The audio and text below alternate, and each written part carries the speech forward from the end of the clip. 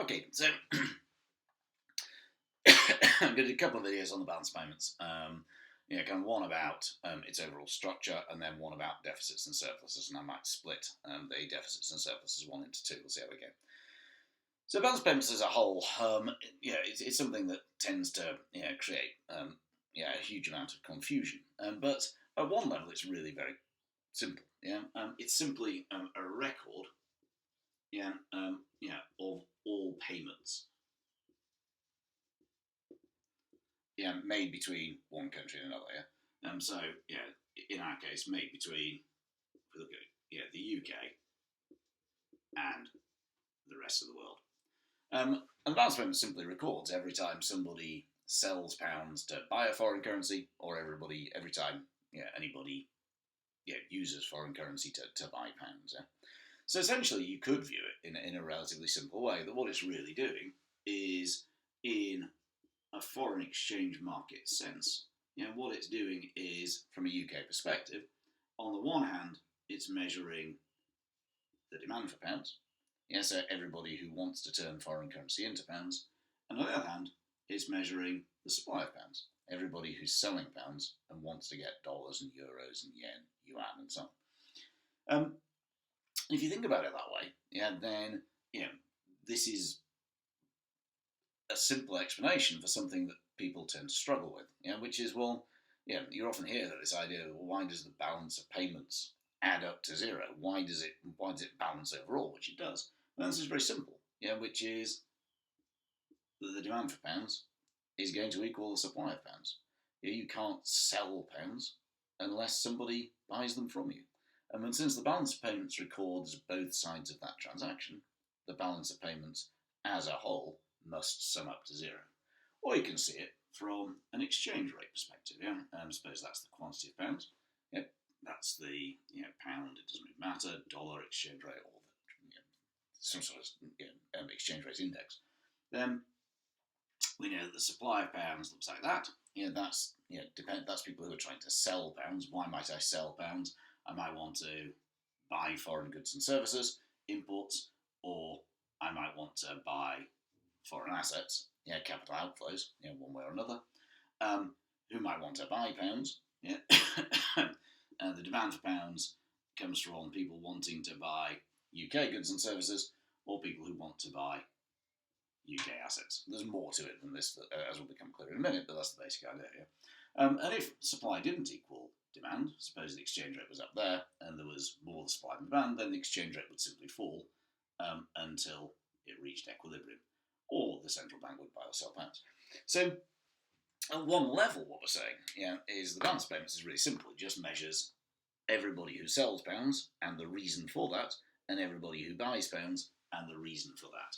So it's really a relatively straightforward concept that people kind of end up getting confused with.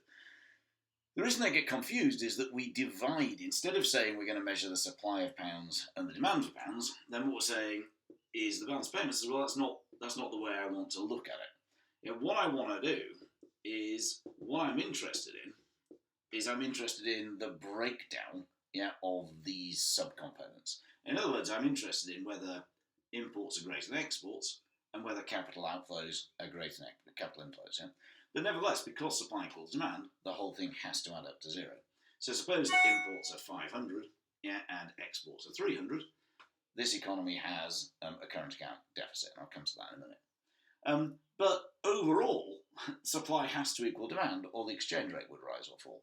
So therefore, whatever capital inflows are, say 1,000, capital outflows must be the amount that makes it add up to 1,300, because otherwise supply wouldn't equal demand, and if supply didn't equal demand, then the exchange rate would change until it did. And therefore, we can say that any country, so we can say that if you have a deficit here with imports greater than exports, then you have a surplus here, with capital inflows greater than capital outflows. And likewise, if you had a current account surplus, then you would have a financial or capital account deficit. And I'll come to exactly what those things mean in a minute. But if we change, if I change the numbers and said, let's suppose that imports was 400 and exports was 700, That's now an economy that has a current account surplus. If capital inflows were still 1,000 for the sake of argument, then now capital outflows would be 1,300. Otherwise, the whole thing wouldn't add up, and the exchange rate would change until it did. So therefore, the balance payments adds up to zero. It balances simply because the supply of a country's currency on foreign exchange markets has to equal demand. Otherwise, the exchange rate would change. So, what are the subcomponents of the balance payments then? So there are two parts. There's what's called the current account. Luckily you don't need to know like huge amounts about this. On the syllabus that we're covering, there's no requirement to have an in-depth knowledge of how this all works. So it's mainly just so that you can write intelligently about it. So you have the current account and the financial and capital account. Which I'll simply call the financial account. For simplicity. And the current account really has three main bits. The obvious bit, which is kind of exports and imports. So that's goods and services, and it's called the balance of trade. And the current account is measuring kind of regular incomes and earnings that you're getting from doing business essentially. So it's buying and selling things. It's also what are called primary incomes. And these are incomes from your assets.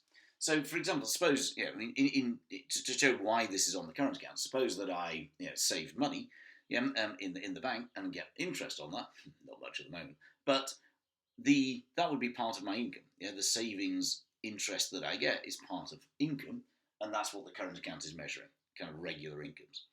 And that's, excuse me. So primary incomes are basically, therefore, any interest that I get from foreign assets, any dividends that I get, so interest from cash in foreign bank accounts, dividends from foreign shares, profits for companies that have subsidiaries abroad and that are paid back to the UK. So these are all foreign currency that's turned back into pounds on a regular basis. And there's also what's called secondary incomes. This is very small. This is essentially what are called transfers. The biggest one is what's called remittances, which is people working abroad, who pay money, back to the UK. Aid goes in there and so on.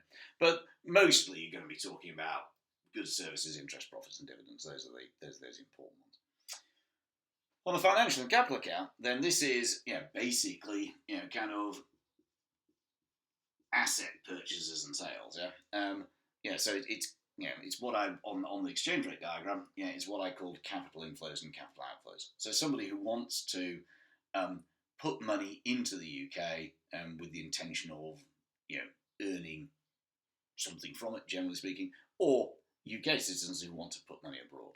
So it's CI and CO, and it's made up. If we kind of look at the them in decreasing order of liquidity, there's kind of hot money. Which is just cash transfers. So you simply, this is kind of short-term cash that flows from one banking system to another in pursuit usually of higher interest rates. It can also be, purchases of bonds. So foreign investors may want to lend money to the UK government, so they may buy UK bonds. I think the thing to note on this is that the purchase of the bond is on the financial account, but as that every year pays interest, the interest is then a minus on the current account. So we get a plus when people buy UK government bonds, but that can be a problem because it leads to a minus as interest is paid on those bonds on the current account. But the investment, the financial investment, is on the financial account. The income from that, either plus or minus going in or out, is on the current account. By the same principle, it could be shares.